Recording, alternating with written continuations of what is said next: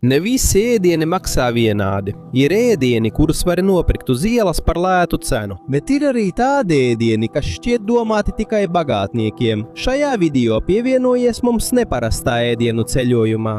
Ne jau lai piepildītu tavu vēderu, ne jau lai vienkārši apskatītu ēdienus ar pārsteidzošu cenu un neparastu izcelsmi. Sākot no našķiem, kas nāk no zemes dzīlēm, līdz zaļņu pienam un medum, kas ir tikpat dārgs kā zelts. Šie ir ēdieni, kurus tu vienkārši neatradīsi parastā ēdnīcā. Bet pirms tam lūdzu nospied laiku un abonē mūsu kanālu. Tas mums, satura veidotājiem, ļoti palīdz. Paldies, un tagad sāksim. Numurs 20. Pura čilensis. Citplanētiešiem līdzīgais delikateses ēdiens no Čīles. Ja tu pirmo reizi redzi šo ēdienu, tava pirmā reakcija varētu būt, vai tas ir citplanētietis? Bet nē, pura čilensis ir saudabīgs jūras radījums, kas patiešām eksistē un ir ļoti dārgs. To sastopams Kīles un Peru piekrastē, un no ārpuses tas izskatās kā akmens, bet, kad to atver, iekšpuse ir sarkana, un tā mīkstums atgādina jūras eža gaļu. Tieši Čīlē vietējie to bieži ēd. To var ēst jēlu vai pievienot salātiem un rīsiem. Viņi saka, ka tas esot garšīgs. Bet ne tikai izskats šeit ir neparasts. Tas ir filtrētāju organisms, kas nepārvietojas. Vienkārši pieķeras klāt akmeņiem un filtrē jūras ūdeni, lai izdzīvotu. Tam ir bieza tunika jeb bruņas, kas izgatavotas no sarežģītām molekulām. Tajā iekšā ir muskuļi un gaļas slāņi, ko var ēst. Garša esot metāliska. Tajā ir dzelzs, titāns un ļoti rets elements – vanādijs. Neviens vēl nezina, kāpēc šai radībai tas ir. Un tā kā to gandrīz tikai Čīlē var iegūt, cena ir ļoti augsta, ja mēģina pārdot citās valstīs. Ja vēlies to nogaršot, tev vajadzēs lielu budžetu un drosmi. 19. numurs – safrāns, zeltainā garšviela. Izskatā tas nav zelts, bet pēc cenas gandrīz tikpat dārgs kā zelts. Safrāns tiek uzskatīts par dārgāko garšvielu pasaulē. Viena mārciņa maksā no 500 līdz 5000 ASV dolāru. Bet kāpēc tik vienkārša garšviela ir tik dārga? Atbilde ir tā, ka to ir ārkārtīgi grūti novākt. Tā nāk no zieda, ko sauc par crocus sativus. Un katram ziedam ir tikai 3 matiņi, un tos visus novāc ar rokām. Tāpēc, ja vēlies iegūt vienu mārciņu safrāna, tev jānovāc vairāk nekā 75 000 ziedu. Papildus tam, ka safrāns tiek izmantots kā garšviela, to lieto arī medicīniskiem nolūkiem. Senajā Grieķijā uzskatīja, ka tas uzlabo atmiņu un garastāvokli. Mūsdienās tiek uzskatīts, ka tajā ir antioksidanti. Tas palīdz pret depresiju un tam ir potenciāls cīņā pret vēzi. Lai gan tas vēl nav pilnībā pierādīts. Tāpēc, ja tev ir papildu budžets un vēlies izmēģināt zelta garšvielu, safrāns droši vien būs nākamā lieta, ko pievienosi savam adobo, ja tava kabata to atļauj. Numurs 18. Fugu, Japānas bīstamā pūšļu zivs. Zivs, kurai ir inde, bet tā ir arī ēdiens. Laipni lūgti fugu pasaulē. Pūšļu zivs, tas ir iecienīta drosmīgajiem Japānā. Atceries, fugu satur tetrodotoksīnu, indi, kas ir spēcīgāka par cianīdu. Nepareizs grieziens – nāve. Tāpēc to nevar vienkārši pagatavot vai pasniegt. Japānā pavāriem vispirms jāiziet stingra apmācība un eksāmens, pirms viņiem tiek izsniegta licence fugu pagatavošanai. Un, pat ja pastāv risks, tas joprojām ir ļoti populārs Japānā. Katru gadu tiek patērētas aptuveni 10 000 tonnas fugu. Kāpēc gan tā? Viņi saka, ka ja fugu ir pareizi pagatavots, tā gaļa ir ārkārtīgi garšīga. Tā ir maiga ar tīru garšu un unikālu tekstūru. Papildus tam, ka fugu ir delikatese, tas ir arī rets. Daudzas no tās sugām ir apdraudētas, tāpēc tās ir grūti noķert. Un tā kā to ir aizliegts eksportēt uz daudzām valstīm, tā cena starptautiskajā tirgū kļūst vēl augstāka. Vienkārši sakot, ja vēlies nogaršot fugu, tev jāuzticas ne tikai šefpavāram, bet arī savai paša veiksmē. Numurs 17. Melnais densuke arbūzs. Japānas melnais arbūzs, kas izskatās kā pūķa ola. Vai domāji, ka jo lielāks, jo dārgāks? Tā tas nav ar melno densuke arbūzu no Japānas. Šis arbūzs, lai gan mazāks nekā parastais arbūzs un sver tikai apmēram 8 mārciņas, ir dārgāks nekā vesela kaste augļu. Iemesls ir tāds, ka tas ir rets. Katru gadu visā Japānā novāc tikai apmēram 100 gabalus. Tā kā tas ir tik rets, katrs maksā no 250 ASV dolāriem līdz pat 6000.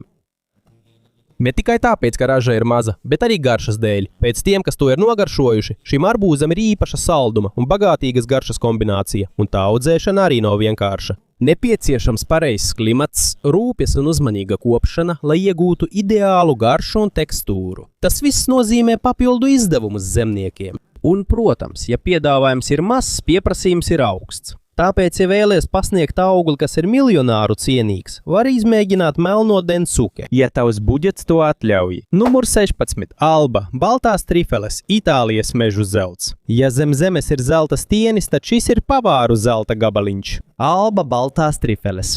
Itālijā ir 28 trifeļu veidi, bet visdārgākā un visvairāk meklētā ir baltā trifele no Albas. Problēma ir tāda, ka to nevar vienkārši iestādīt. Trifeles dabiski aug tikai pie kokiem ar noteiktām saknēm augsnē, kurā ir pareizs mitruma un gaismas daudzums. Un dažreiz, lai tās atrastu mežā, ir nepieciešams izmantot speciāli apmācītus suņus vai cūkas. Jā, ir pat trifeles mednieki, kuri paļaujas tikai uz savu mājdzīvnieku ožu, lai atrastu tās zem zemes. Un tā kā tās ir grūti atrast, piedāvājums ir ierobežots, taču pieprasījums ir ļoti augsts, īpaši dārgos restorānos visā pasaulē.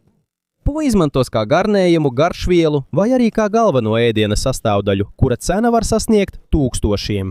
Pat par tādu cenu tev nav garantijas, ka atradīsi trifeles, pat ja meklēsi visu dienu. Tāpēc katrs veiksmīgi izraktais gabaliņš uzreiz ir kā laimes loterijā, ņemot vērā tā cenu. Numurs 15. Sausā nogatavināta vagju entrekota steiks, kas nogatavināts mēnešiem ilgi. Grūti izlasīt, vēl grūtāk nopirkt. Bet sausā nogatavinātais vagju entrekota steiks, vai vienkāršāk sakot dārga veida nogatavināts steiks, tiek uzskatīts par vienu no maigākajiem, sulīgākajiem un gardākajiem steikiem pasaulē.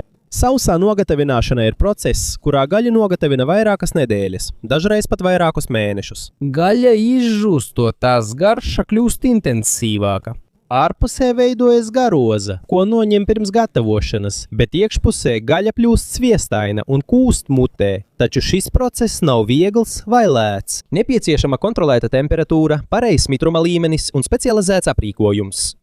Un tā kā tiek izmantota vagiju lielopu gaļa, kas ir pazīstama kā Japānas augstākās kvalitātes lielopu gaļa, cena kļūst vēl augstāka. Dažos augstas klases restorānos viena šī steika porcija var maksāt $100, bet īstiem steika cienītājiem tas tiek uzskatīts par gaļas svēto grālu. Numurs 14. Irānas almas beluga ikri, zivju olas ar miljonāru cenu. Droši vien jau zini par ikriem, dārgajām zivju olām, ko bagātie ēd sēžot uz jahtas. Taču visā pasaulē ir viena ikru šķirne, kas tiek uzskatīta par visdārgāko no visām – Irānas almas beluga ikri. Krievijā to sauc par almas, jeb dimantu, jo tas ir ārkārtīgi rets un dārgs. Un ja tev šķiet, ka 1000 peso par veselu burciņu ikru jau ir pārāk daudz, kā būtu, ja es tev pateiktu, ka almas beluga cena sasniedz vairāk nekā 36,000 ASV dolāru par vienu teikaroti? Jā, tikai viena teikarote ir pielīdzināma vesela gada algai parastam darbiniekam, un tu tādu summu nevari vienkārši tāpat samaksāt. Pat ja tev ir nauda, tas ir pieejams tikai dažās izmeklētās kaviāra veikalos un pruņie luksusa veikalos visā pasaulē. Tas ir kā rotas lieta, ko liek mutē. Dažreiz pat šķiet skumji padomāt, kamēr daži cilvēki cieš badu, citi tērē miljonus par zivju ikriem. Numurs 13. Svaiga zilspuru tunču sašimi. Jēla zivs, cena ir augstākā līmenī. No zivju ikriem tagad pārējām pie gaļas. Zilspuru tuncis ir viena no visaugstāk vērtētajām zivīm pasaulē. Virtuvē īpaši runa ir par sašimi. Ja bieži apmeklē sushi bāru, visticamāk jau esi nogaršojis sašimi. Tās ir plānas, jēlas zivju šķēlītes, kas ir ļoti maigas un garšīgas. Bet, ja tiek izmantot zilspuru tuncis, cena uzreiz ir pavisam citā līmenī. Zilspuru tunci ir grūti noķert, un kad tie sasniedz pareizo izmēru un kvalitāti, uz tiem burtiski stāv rindā zivju izsolēs Japānā. Ir zinis, kas tiek pārdotas par $100,000 katra, ne tikai garšas dēļ, bet arī pieprasījuma dēļ. Visā pasaulē tuncis ir iecienīts restorānos un klientu vidū, kuri ir gatavi maksāt lielas summas, ja vien zivs ir svaiga, droša un augstākās kvalitātes. Un jā, tas ir arī veselīgs, tas ir bagāts ar omega-3 augstskābēm, olbaltumvielām un dažādiem vitamīniem. Bet, ja tu iegādājies to melnajā tirgu vai no nelicencētiem piegādātājiem, pastāv arī risks, jo tas var būt piesārņots ar parazītiem. Tāpēc, ja vēlies to izmēģināt, pārliecinies, ka tas nāk no uzticamā avota. Jau tā ir jēla, vēl arī dārga. Tu taču negribi vēl kādu slimību kā bonusu, vai ne? Numurs 12. Jūbari King melone, kantalupe karalis, cena kā dārglietai. Ja ir Black Densuke arbūs, tad ir arī Jūbari King melone no Japānas. Un šis ir vēl viens augus, kas izskatās kā dārglieta. Tik perfekts gan izskatā, gan cenā. Jūbari nav parasta melona. Tā ir divu augstas kvalitātes kantalupe šķirņu hibrīds, tāpēc tās mīkstums ir īpaši salds un maigs. Bet galvenais iemesls tās cenai, retumam un prezentācijai ir tas, ka tev pašam jābrauc uz Jūbari pilsētu Hokaido, lai redzētu, kā šīs melones tiek audzēta. Tās tiek īpaši rūpīgi koptas. Uz mizas tiek uzlikts tīklojums, lai pārliecinātos, ka nav nevienas nepilnības, un pārdodot tās ievieto kastē ar lentīti. 2017. gadā tikai 2 Jūbari melones tika pārdoti par 26,000 ASV dolāru, un tās netiek pirktas tikai ēšanai. Parasti tās tiek dāvinātas kā dāvana vikpersonām vai priekšniekiem, kā cieņas un goda simbols. Japānā augļi nav tikai ēdiens, tie ir arī statusa simbols. Augļi ir tik perfekti, ka negribas tos pat sagriezt. Bet ja tu tos pagaršo, garšā esot kā burtiski cukurs augļa veidā. Numurs 11. Austeres. Agrāk tās bija par brīvu, tagad tām ir bagātnieku cienīga cena. Mūsdienās, kad dzirdi, ka kāds ēd austeres, uzreiz šķiet, ka viņi ir bagāti. Bet vai zināja, ka agrāk tās bija par brīvu? 1800 gados tādās vietās kā Ņujorka un Londona austeres vienkārši dalīja uz ielas kā konfektes. Lētas, garšīgas un stiprinošas. Patiesībā tikai Ņujorkā vien toreiz tika apēsts līdz pat 1 miljonam austeru dienā. Taču pārzojās un okeāna piesārņojuma dēļ austeru populācija strauji samazinājās. Tās pazuda no piekrastēm un pamazām arī no parasto cilvēku galdiem. Tagad, lai varētu ēst svaigas austeres, tās ir jāaudzē austeru fermās vai jāiegūst kontrolētās vietās. Un tā kā tās ir grūti atrast un audzēt, arī cena ir pieaugusi. No ielu ēdiena agrāk, tagad tās ir kļuvušas par luksusa jūras veltēm. Ja vēlies pamēģināt, vai esi gatavs cenai? Numur 10. Foagra, pīles aknas. Tās tiek iegūtas ar piespiedu barošanu. Šis droši vien ir viens no vispretrunīgākajiem šajā sarakstā. Foagra, jeb dārgais ēdiens no pīles vai zos saknām, kas tikušas īpaši nobarotas neparastā veidā. Francijā to uzskata par delikatesi, taču citiem tas ir piemērs nežēlībai pret dzīvniekiem, jo, lai iegūtu pareizo tauku daudzumu aknās, pīles katru dienu tiek piespiedu kārtā pārbarotas, izmantojot cauruli kaklā. Tad aknās ir pietiekami daudz tauku, tās tiek pagatavotas kā pastēte, ieliktas mīklā un papildinātas ar trifelēm, brendiju un želeju. Tā garša esot maiga, krēmīga un ļoti bagātīga, tāpēc to ļoti iecienījuši gardēžu restorāni, taču tam līdzi nāk arī pretrunas. Papildus tam, ka tas ir dārgs, sasniedzot 40 līdz 80 ASV dolārus par mārciņu, daudzas valstis jau vēlas aizliegt tā ražošanu ražošanas metožu dēļ. Tāpēc, ja tu to nogaršosi, vispirms pajautā savai sirdsapziņai, vai tas tiešām ir garšīgi, ja tam līdzi nāk vaina. Ciešanas numur 9. Zosu gliemežvāki. Bīstama jūra, bīstama cena. Jau pēc nosaukuma šķiet, ka tā ir daļa no zosas ķermeņa. Zosu gliemežvāki, bet neuztraucies, tiem nav nekāda sakara ar putniem. Tas ir vēžveidīgo veids, kas piestiprinās pie cietiem akmeņiem okeāna krastā, kur ir spēcīgi viļņi. Visbiežāk sastopams Portugālē un Spānijā. Un, lai tos savāktu, tev jālien lejā pa stāvajiem klintīm, kamēr tevi sit viļņi. Šeit zvejnieki burtiski riskē ar dzīvību, tāpēc cena nav tikai par garšu, tā ir arī samaksa par savākšanas risku. Tā garša esot kā omāra un gliemeņu sajaukums. Garšīgs un baudāms pat vienkārši pagatavots. Patiesībā lielāko daļu vienkārši vāra sāls ūdenī un jūras ūdenī. Nav vajadzīgas nekādas citas garšvielas, jo dabīgā garša jau esot pietiekami laba. Bet ja vēlies nogaršot vienu no pasaulē visbīstamāk iegūstamajiem jūras produktiem, vai esi gatavs maksāt šo cenu? Japānas pazudušā sēne. No visām sēņu šķirnēm pasaulē, kāpēc tieši Matsutaka sēne sasniedz cenu gandrīz 300 ASV dolāru par mārciņu? Vienkārši tās ir retas. Matsutaka jau ilgu laiku ir daļa no Japāņu kultūras. Vairāk nekā 1000 gadus tās tiek izmantotas svinībās un īpašos ēdienos. Taču tagad šo sēņa dabiskā vide pamazām izzūd koku izciršanas un klimata pārmaiņu dēļ. Matsutake sēnēm ir nepieciešama pareiza mitruma, koku un augsnes kombinācija, lai tās varētu augt. Un pat ja viss ir pilnībā nodrošināts, nav garantijas, ka sēne parādīsies. Tāpēc ir nepieciešami īpaši apmācīti sēņu meklētāji, lai tās atrastu mežā. Tās izskats ir ļoti vienkāršs. Jūs nekad nedomātu, ka tas ir tik dārgs, taču Japāņiem tas ir labklājības, cieņas pret dabu un unikālas garšas simbols. Numurs 7. Iberiko šķiņķis, karaļu šķiņķis. Vai tas ir tikai šķiņķis? Jā, bet ne parasts šķiņķis. Iberiko šķiņķis tiek uzskatīts par dārdāko un gardāko šķiņķi pasaulē, un tam ir savs iemesls. Tas nāk no Iberiko cūkas, retas cūku šķirnes, kas sastopama tikai dažos Spānijas reģionos. Šīs cūkas nebaro ar jebko, kas pagadās. To galvenā barība ir ozolzīles, jeb belota, tāpēc viņu gaļa iegūst riekstainu un sviestainu garšu, bet ar to viss nebeidzas. Gaļas nogatavināšanas process ilgs 2 līdz 3 gadus pirms tā ir gatava ēšanai. Jo ilgāk tā tiek saglabāta, jo dziļāka ir tās garša. Tāpēc cena sasniedz gandrīz $200 par mārciņu. Pārtikas gardēži saka, ka tas kūst mutē. Šī ir šķiņķis ar neparastu aromātu un tekstūru, bet citiem tas joprojām ir tikai šķiņķis, tikai ļoti dārgs. Numurs 6. Ajams semani, melna vista ar zelta cenu. Izmērā tā izskatās kā parasta vista, bet pēc izskata tā it kā būtu no spoku stāsta. Ajams semani ir vista šķirne no Indonēzijas, kurai viss ir melns – spalvas, āda, gaļa, kaula un pat iekšēji orgāni. Pateicoties tās neparastajam izskatam, daudzi uzskata, ka šai vistai piemīt garīgas spējas.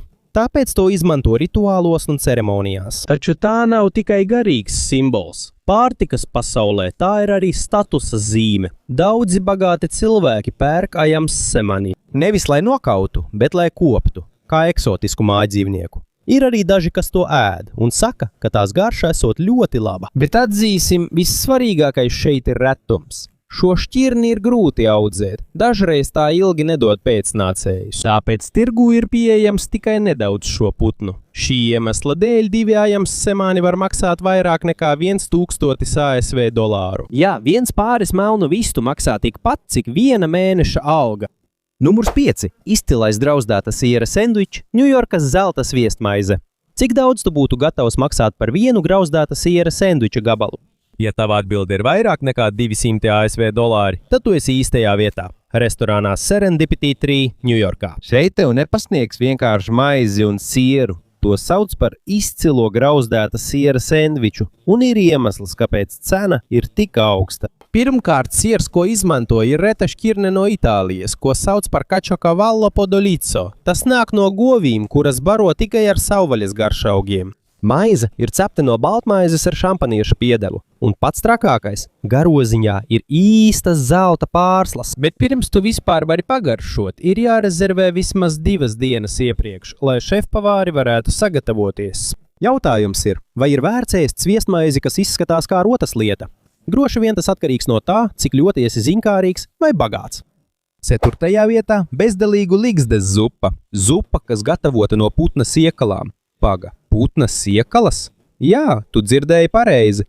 Ķīnā ir tā sauktā bezdelīgu ligzdas zupa. Tā tiek gatavota no īstām salangānu putnu ligzdām, bet tā nav parasta ligzda. Paša putna siekalas kļūst par ligzdas būvmateriālu, un tieši tas tiek izmantots kā sastāvdaļa zupā. Cena nav nekāds joks. Dažos augstas klases ķīniešu restorānos tu vari samaksāt gandrīz $1400 ASV tikai par 1 bļodu šīs zupas. Daži to pat sauc par austrumu kaviāru. Tiek apgalvots, ka ligzdā esošais kolagēns sniedz veselības ieguvumus, tāpēc tas ir īpaši populārs tradicionālajā medicīnā. Taču citiem doma dzert zupu, kas gatavota no siekalām, joprojām šķiet dīvaina. Ja esi piedzīvojumu meklētājs, varbūt iekļausi to savā ēdienu sarakstā, ko jānogaršo. Bet ja nē, tad varbūt pagaidām pietiks ar vistas buljonu. Numurs 3. Aļņu siers. Lielā aļņa piens pārvērsts zeltā. Mēs zinām, ka siers parasti ir no govs piena, dažreiz no kazas. Bet aļņa dažās Skandināvijas un Krievijas daļās ir saimniecības, kurās slauc aļņus. Jā, tos lielos aļņus, kas izskatās kā zirga un govs hibrīds. No šī piena viņi gatavo vienu no dārgākajiem sieriem pasaulē. To sauc par aļņu sieru. Aļņu pienu ir ļoti grūti iegūt. Viņi nav tik viegli slaucami kā govis. Parasti tie ir jākopja klusā un dēsā vietā. Zviedrijā ir tikai viena ferma, kas ir pazīstama ar šī siera ražošanu visā pasaulē.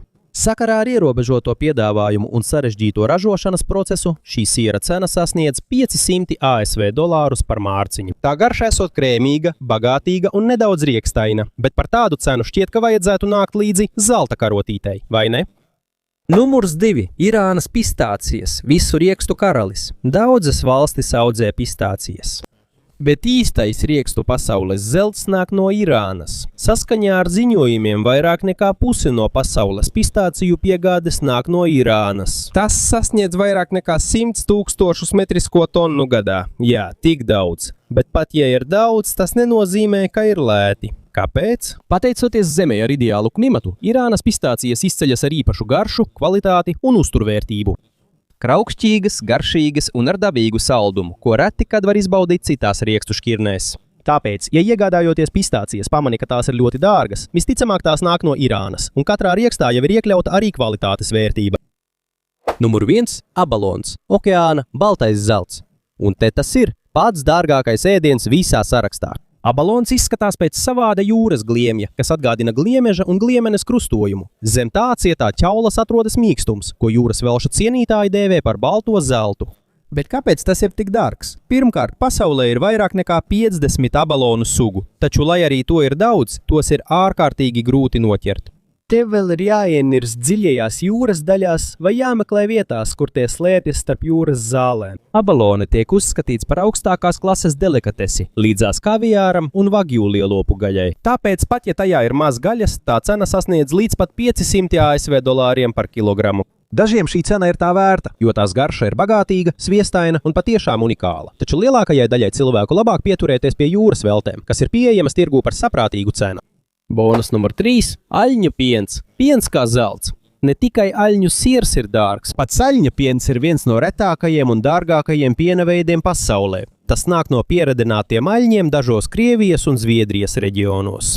Taču to ir ārkārtīgi grūti savākt. Kāpēc? Jo aļņi dod pienu tikai 3 mēnešus gadā, un ir nepieciešama dzīvnieka uzticība, lai tas ļautu sevi slaukt. Ir pat dažas piena saimniecības, kur šo pienu var iegūt tikai vienā konkrētā fermā. Cena var sasniegt līdz pat $500 ASV par litru. Un tā kā piedāvājums ir ļoti ierobežots, tie, kas vēlas iegādāties, parasti nonāk gaidīšanas sarakstā.